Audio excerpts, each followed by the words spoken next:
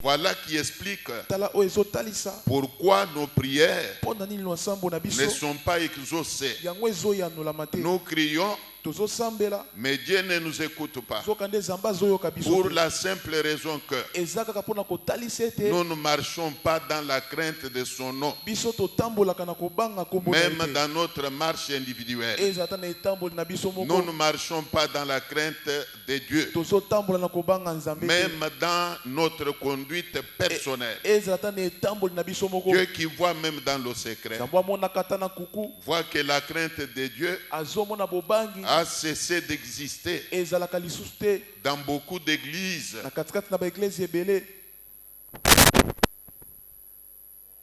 Le verset qu'on vient de nous lire, si le frère peut nous le relire,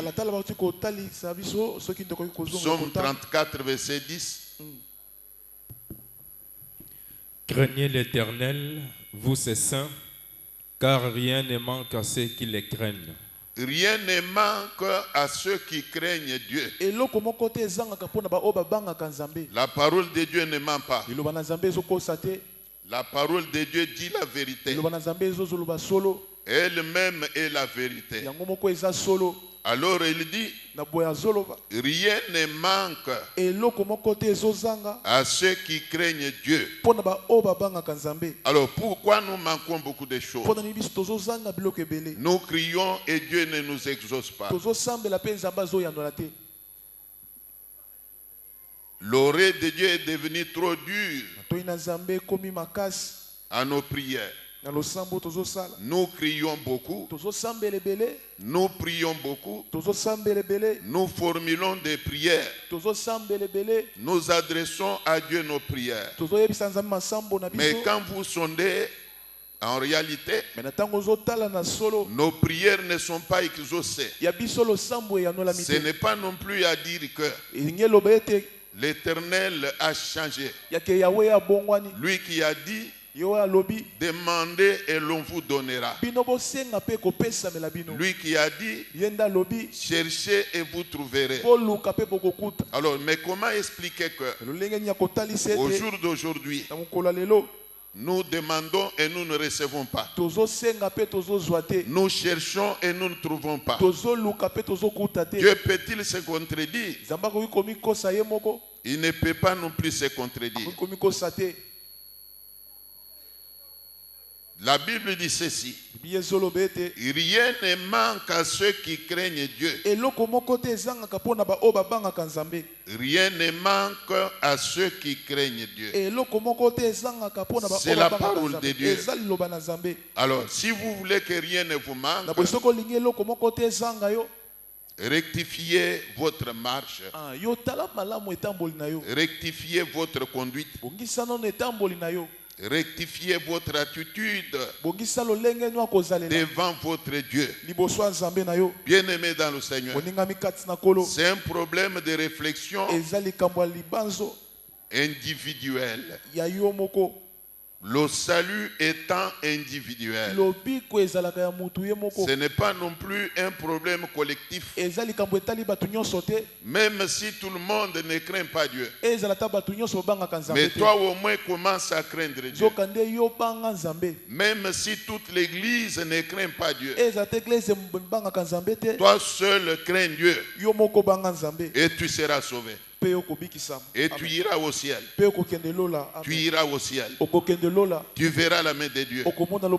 Tu seras différent de tout le monde. Ce n'est pas non plus un problème collectif. Je répète que même si tout le monde ne craint pas Dieu, si toute l'église ne craint pas Dieu, toi fais la différence. Commence à craindre Dieu dans ta conduite, dans ton comportement, dans ta relation personnelle avec ton Dieu. Commence à craindre Dieu et tu seras sauvé. Tu iras au ciel. Tu seras béni. Tu seras visité. Rien ne va te manquer. Comme dit la Bible, rien ne va te manquer. S'il y a un enfant de Dieu ici, touché par cette parole, il peut acclamer Dieu.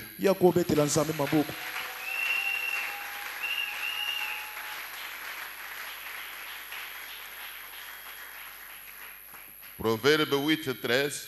Proverbe 8, 13. Dit quoi?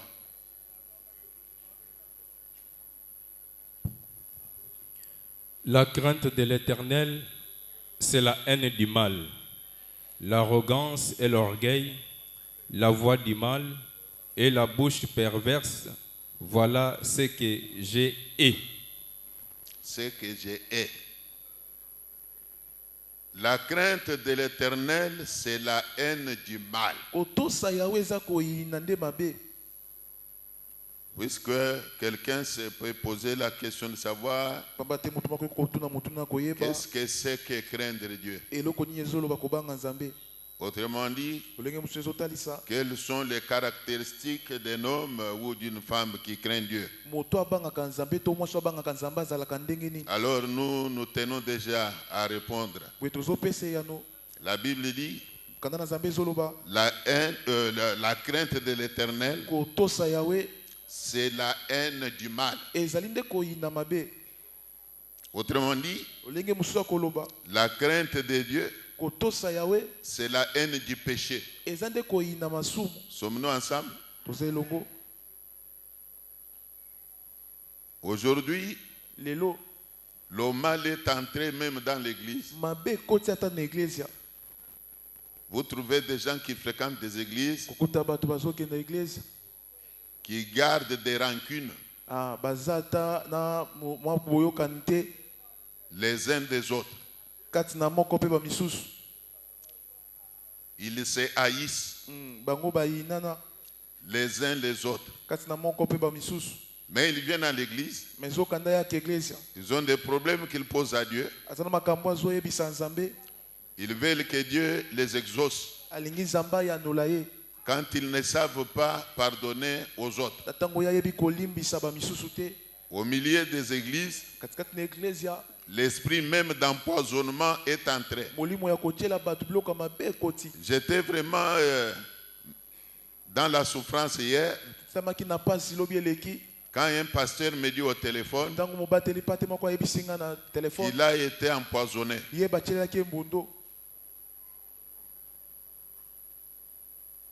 On l'a empoisonné. Il a fini même par être opéré. Il me le disait avec beaucoup de regrets là, tout en promettant qu'il compte venir me rencontrer. Mais comment l'esprit d'empoisonnement peut entrer même dans le milieu ecclésiastique?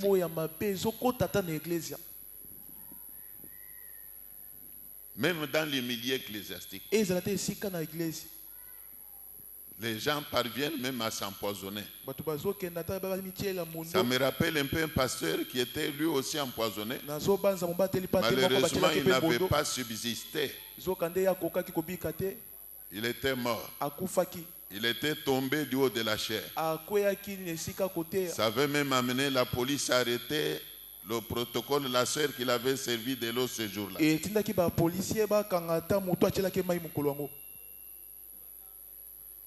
Empoisonné, il est mort. Il a laissé ses enfants orphelins, sa femme veuve. Même le jeune pasteur qui m'a appelé hier là, il est lui-même est encore jeune, très jeune même. Il a encore des petits enfants là. Mais vous tuez un homme à cet âge de fleurs. Vous privez ces enfants de l'affection parentale. C'est quel esprit qui vous conduit là? Mais s'il y avait la crainte de Dieu dans les milieux ecclésiastiques, les gens ne pouvaient pas s'empoisonner les uns les autres.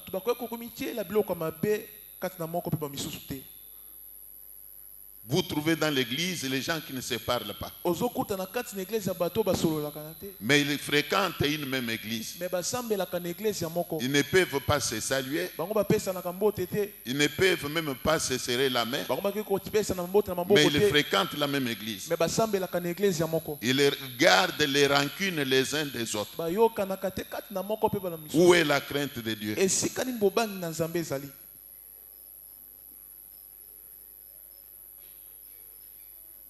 Les gens vivent par hypocrisie. Ils sont d'une même équipe d'intercession, mais ils ne s'aiment pas. Ils sont d'une même équipe de protocole. Ils ne s'aiment pas. Ils sont d'une même équipe, même de mamans, femmes sages. Mais entre elles, il y a des divisions. Où est la crainte de Dieu? Ils se calomnient les uns les autres. Où est la crainte de Dieu? Mais avec ça, nous voulons que Dieu nous bénisse. Nous nous plaignons quand nos prières ne sont pas exaucées.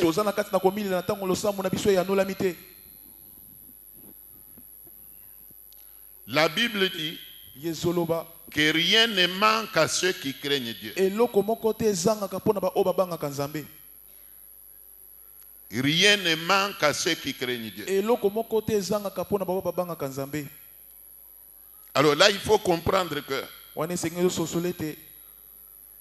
quand il vous faut marcher dans la crainte de Dieu, c'est pour votre propre bien.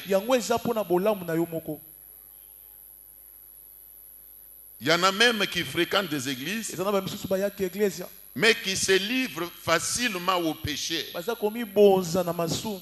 se livrent facilement au péché. Mais dimanche, vous le voyez à l'église, on entonne un cantique, il danse, il chante. Au moment des offrandes, il donne aussi son offrande. Mais dans sa marche privée, il n'y a pas de crainte de Dieu. Il se livre facilement au péché. Bien-aimé dans le Seigneur, l'Éternel est 3 fois saint. Ses enfants doivent lui ressembler. Nous devons éviter la calomnie. La calomnie. Arrêtons de nous calomnier les uns les autres. Arrêtons le colportage. La Bible parle même de l'ingérence dans les affaires d'autrui. Un chrétien qui craint Dieu ne s'ingère pas dans les affaires d'autrui. Jésus a donné une parabole de la paille et des livrets. Tu as dans ton œil une pourpre dans ton œil là. Tu ne t'occupes pas de la pourpre qu'il y a dans ton œil à toi. Mais tu parles, tu t'intéresses de la paille, la petite paille qu'il y a dans l'œil du prochain. Y a-t-il des gens qui comprennent? Je répète que dans ton propre œil, il y a une pourpre. Tu ne t'en occupes pas. Tu ne cherches même pas la délivrance de ça. Mais tu ne fais que parler de ton prochain. Il y a juste une petite paille dans son œil. La Bible dit ceci, que nul ne souffre comme s'ingérant dans les affaires d'autrui. Donc Dieu est contre l'ingérence. Par manque de la crainte de Dieu, dans l'église il y a beaucoup d'ingérence. Tu viens à l'église, tu ne sais pas pourquoi tu viens à l'église. Tu ne sais pas ce que tu viens chercher à l'église. Alors tu es là pour t'intéresser à la vie des autres, oubliant tes propres difficultés, oubliant tes propres fardeaux. Tu es là comme un inspecteur établi je ne sais par qui. Ton problème c'est le colportage.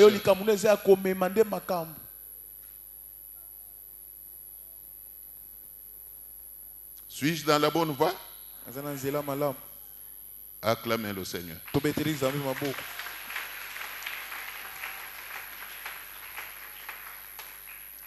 Genèse 22. Genèse 22. Verset 12. C'est lui qui craint Dieu, rien ne lui manque. Donc rien ne manque à ceux qui craignent Dieu. Donc il faut craindre Dieu dans sa vie personnelle. Je répète encore que ce n'est pas une affaire collective, mais c'est plutôt une affaire individuelle. Même si tout le monde ne craint pas Dieu, toi tu peux néanmoins craindre Dieu, puisque l'appel que tu as reçu de Dieu est individuel. Alors si tout le monde ne craint pas Dieu, toi au moins commence à craindre Dieu. Amen. Amen. Que Dieu bénisse sa parole dans nos cœurs. L'ange dit, n'avance pas ta main sur l'enfant et ne lui fais rien, car je sais maintenant que tu crains Dieu et que tu ne m'as pas refusé ton fils, ton unique. Amen. Amen. Puis-je avancer? Amen. Est-ce que quelqu'un est content de ce message? Veuillez me rassurer s'il y a des gens qui sont contents de ce message.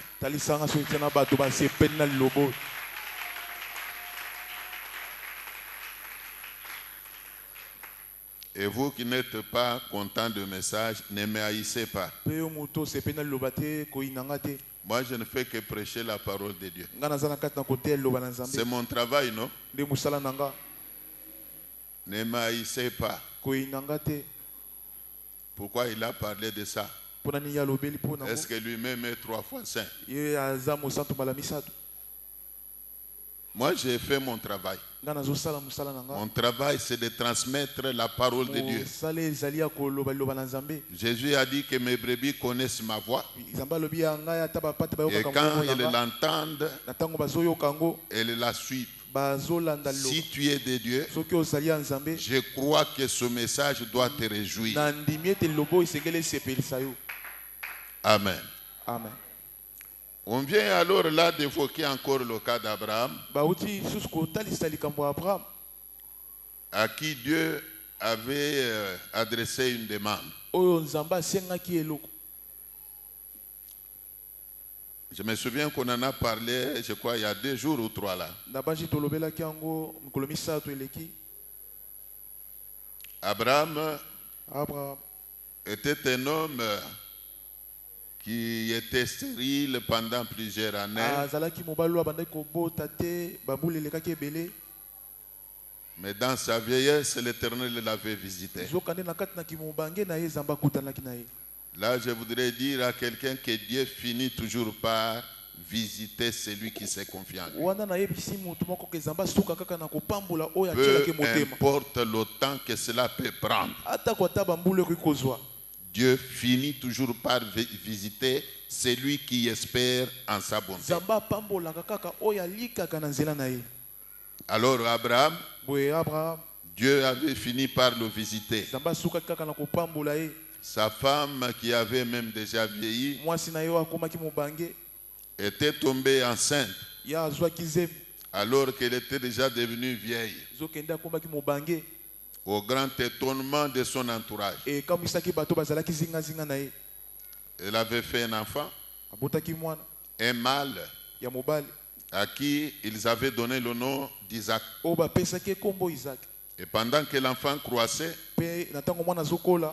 ils étaient même dans la joie d'avoir fait quand même un enfant. Ils se disaient que cette fois-ci, nous avons celui qui peut hériter toute cette richesse que Dieu nous a donnée. Ils étaient contents d'avoir fait cet enfant-là. Mais à leur grande surprise, Dieu qui surgit et qui adresse une demande à Abraham. Il lui dit, offre-moi ton fils là, ton unique là, offre-le-moi. Abraham pouvait dire, mais Seigneur, il y a beaucoup de choses que tu peux me demander et je le ferai sans hésiter. Mais quant à Isaac, l'unique que j'ai, l'unique alors que j'ai, c'est vraiment difficile. Il pouvait résister. Bien-aimé, suivez-moi bien. Abraham n'a pas osé résister à la demande de Dieu. Il a pris l'enfant sans informer la femme, puisque c'est à lui seul que Dieu avait parlé. La demande qui lui était adressée était individuelle. Il n'a pas non plus partagé avec sa femme. Là, je crois que les mamans mariées sont quelque peu interpellées. Parce que beaucoup se plaignent contre leur mari, disant qu'ils font des choses sans leur dire, sans les associer. Mais si nous trouvons Abraham qui avait reçu la demande de Dieu, qui s'est mis même à exécuter ce que Dieu lui avait demandé, mais sans partager avec sa femme. Avait-il combien péché? Vous les mamans, vous me suivez. Abraham avait-il combien péché? Ça dépend des circonstances. Même Dieu ne pouvait pas condamner Abraham. Mais comment tu prends l'enfant que tu as fait avec ta femme sans demander aussi l'aval de la maman, sans informer la maman? Dieu pouvait aussi l'interpeller. Non, il y a des choses, quand Dieu te parle individuellement, tu peux partager avec ton époux, tu peux partager avec ton épouse, tu peux partager avec ton ami intime, mais il y a des choses là, quand Dieu te parle individuellement, tu peux agir avant d'en parler à qui que ce soit. Alors, quand il est allé, il a amené l'enfant à la colline pour l'offrir en holocauste, comme Dieu le lui avait demandé. La Bible dit que Dieu est intervenu, empêchant ainsi Abraham de tuer son enfant. Et là, Dieu dit à Abraham, je vois maintenant que tu crains Dieu. Je vois maintenant que tu crains Dieu. Qu'est-ce que nous voulons tirer comme leçon là? Nous voulons faire voir à l'église que la crainte de Dieu, c'est aussi l'obéissance à la parole de Dieu. Tout ce que vous réclame la parole de Dieu, si vous craignez Dieu, vous allez le faire, quel qu'en soit le prix. Tout ce que vous recommande la parole de Dieu, si vous craignez Dieu, vous allez le faire, quel qu'en soit le prix. Il y a une sœur qui vit en France. Elle m'appelle par téléphone. On parlait bien sûr d'autres dossiers là.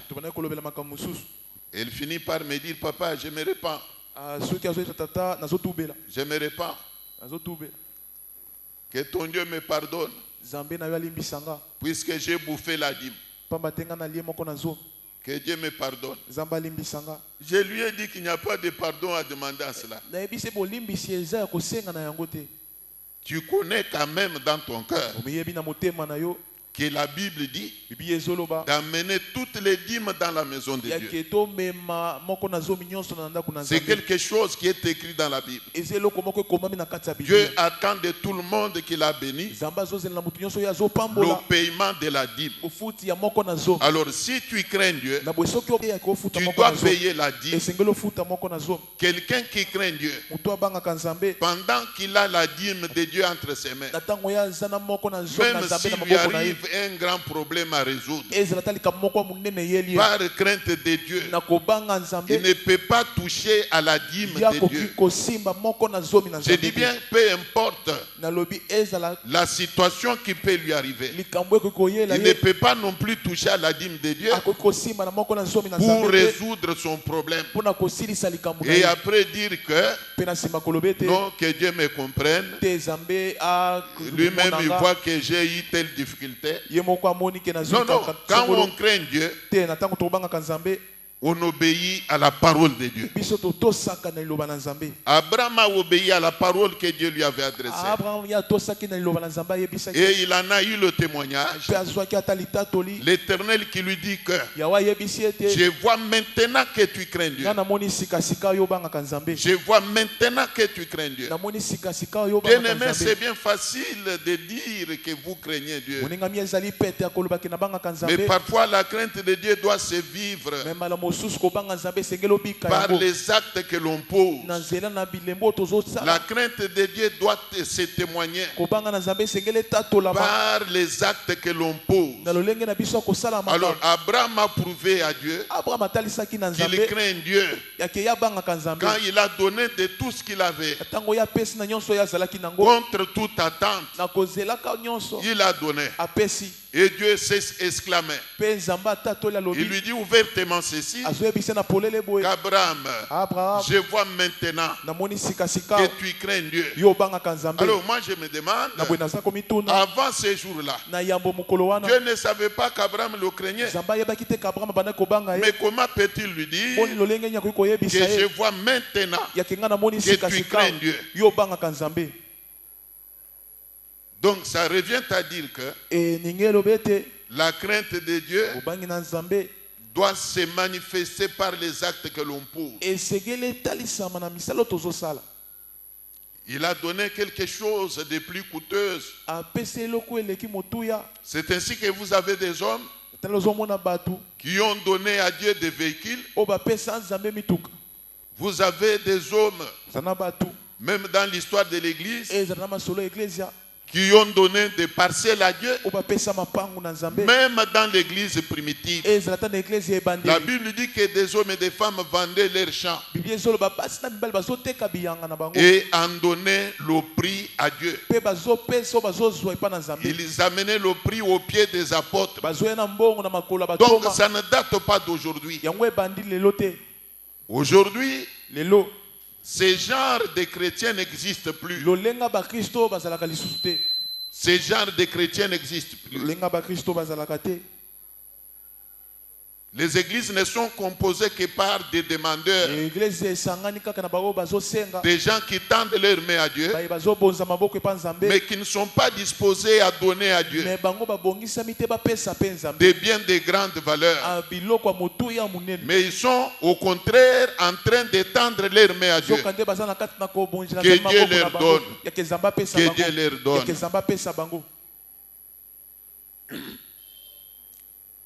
Même dans notre ère ici, il y a des églises qui prient dans des parcelles qu'elles n'ont pas achetées, mais des parcelles qui étaient données à Dieu par un seul membre ou un seul couple. Vous trouvez l'église qui a bâti son temple dans une parcelle qui n'avait pas été achetée, mais une parcelle qui avait été donnée par un fidèle. C'est comme notre église de Badiading ici. Je l'ai toujours dit. Aujourd'hui, ils ont bâti un temple, Mais cette parcelle-là avait été donnée par un couple que moi je connais. Un couple qui priait avec nous à l'époque. L'église là priait, évoluait sur l'avenue Mado Wamba. À la hauteur de l'arrêt Wenze de Badedingla. La grande avenue là s'appelle Mado Wamba. C'est là que l'église louait quelque part. Et pendant que l'église était en location, un couple qui était du reste malheureux là. Malheureux, vous ne pouvez même pas vous imaginer que des gens comme ça peuvent donner quelque chose de valeur à Dieu. Ils ont pris les documents de cette parcelle-là, ils ont donné à Dieu. Nous aussi, nous nous sommes dit que non, au lieu que l'église continue à prier, à louer plutôt, qu'ils aillent prier là-bas.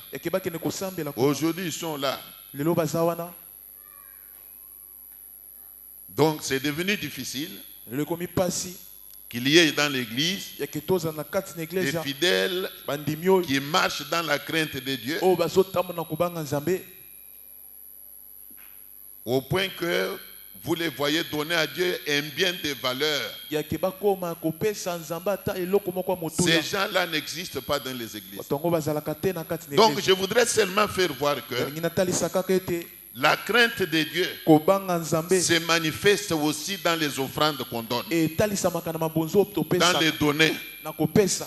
Est-ce que vous me suivez? Abraham a donné son fils unique et Dieu a témoigné, lui disant que je vois maintenant que tu crains Dieu. Donc il faut retenir que la crainte de Dieu se manifeste dans l'obéissance à la parole de Dieu.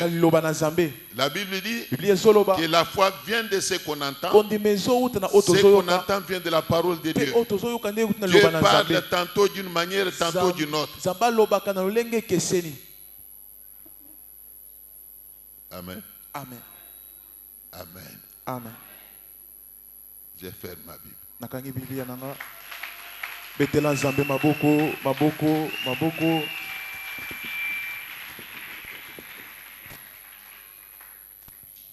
Voudriez-vous vous tenir debout?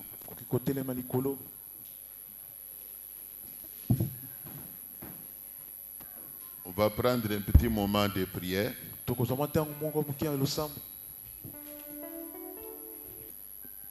Eu égard à cette parole que nous venons d'entendre, je voudrais que tous nous nous humilions devant Dieu, en étant debout, bien sûr. Tu t'inclines. Cette parole nécessite que tu prennes une décision aujourd'hui même de commencer à craindre Dieu, commencer à marcher dans la crainte de Dieu, même dans ta conduite personnelle. Si tu t'es livré facilement au péché, prends la décision d'arrêter aujourd'hui. Ce message est venu pour toi. Ta conscience te reproche quelque chose.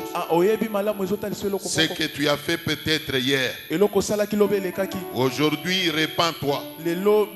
Prends la décision de commencer à marcher dans la crainte de Dieu dans ta vie personnelle. J'ai dit ici que même si tout le monde ne craint pas Dieu, mais toi au moins commence à craindre Dieu. Dieu connaît ton cœur. Dieu connaît ta vie. Alors tu vas implorer la grâce de Dieu. C'est par là que nous commençons. Réclame la miséricorde de Dieu. Réclame la grâce de Dieu. Que l'Éternel te fasse grâce. Que l'Éternel te pardonne. Prions le Seigneur.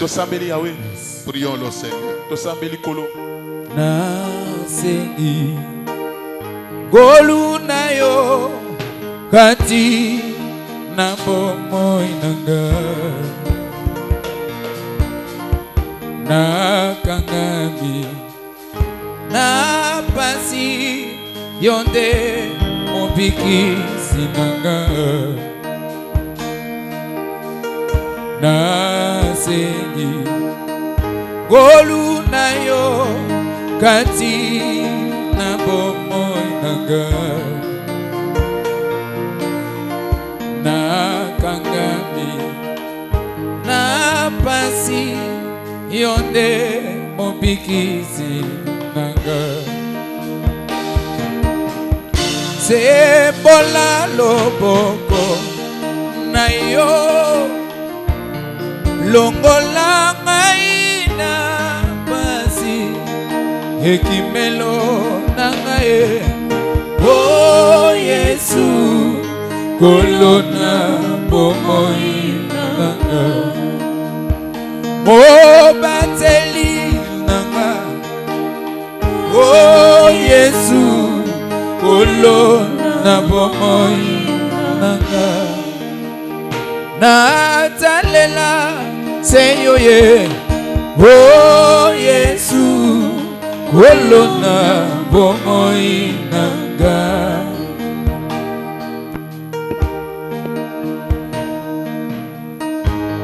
sinayo kolo yo batelaka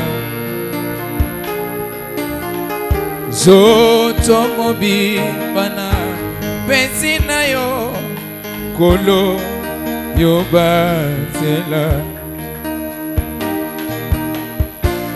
sembola loboko na yo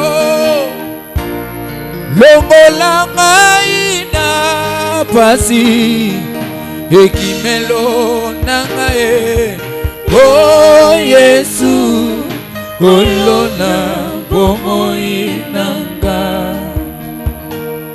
natalela seyo o Yesu kolona bomoi nanga yo nesite nanga o Yesu kolona bomoi nanga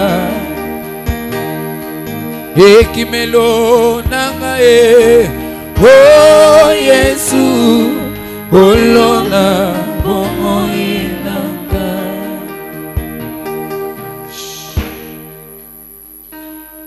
Dieu dit, sans moi vous ne pouvez rien.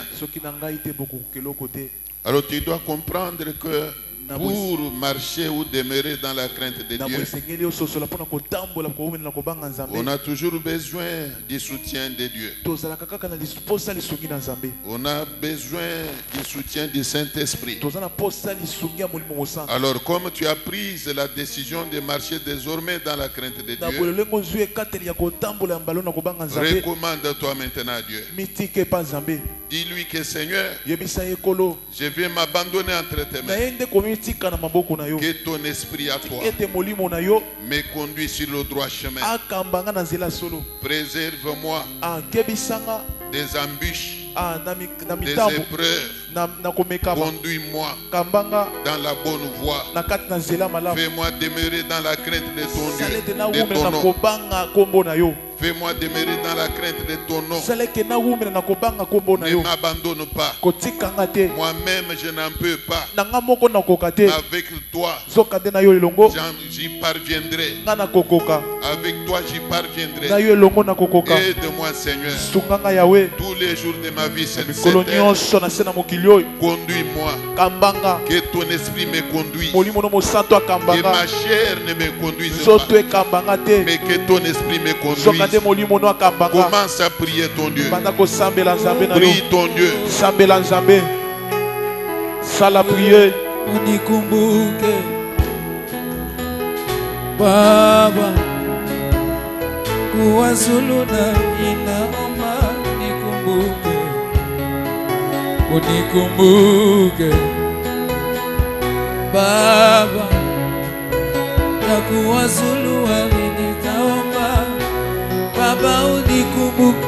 Unikumbuke Unikumbuke Yesu naomba unikumbuke. Unikumbuke Unikumbuke Unikumbuke Yesu naomba unikumbuke. Unikumbuke unikumbuke, unikumbuke. Yesu naomba unikumbuke, usinipite, usinipite, usinipite. Yesu naomba usinipite.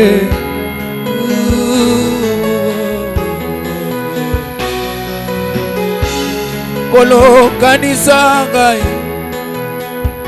apa ata otikiba mingi na sengi yo kanisa ngai kobwaka ngai te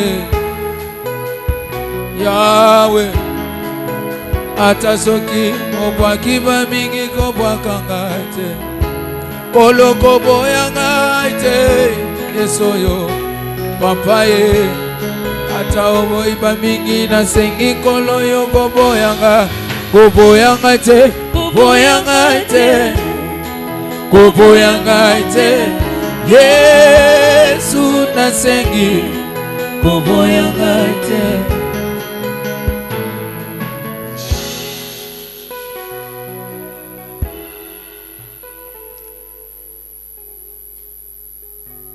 Dieu dit que si vous entendez ma parole,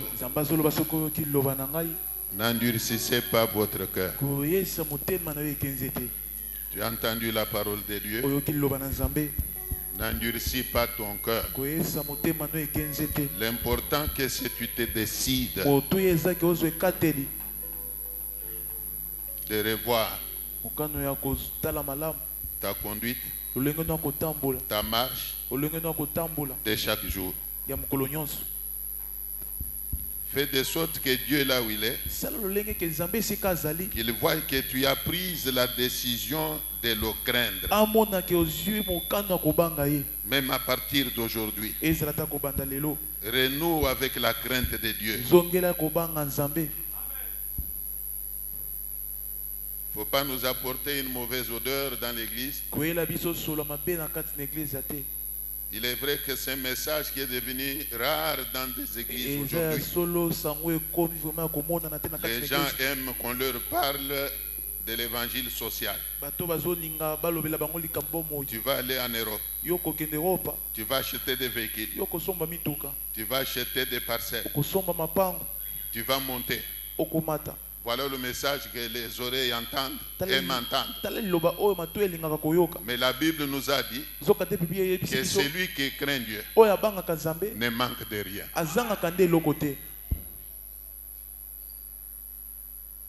Ce n'est pas bien que dans l'église, il y ait une mauvaise odeur.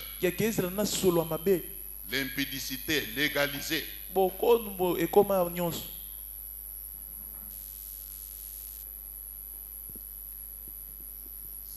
L'église n'est église que s'il y a la crainte de Dieu. S'il n'y a pas la crainte de Dieu dans l'église, ça devient une synagogue du diable.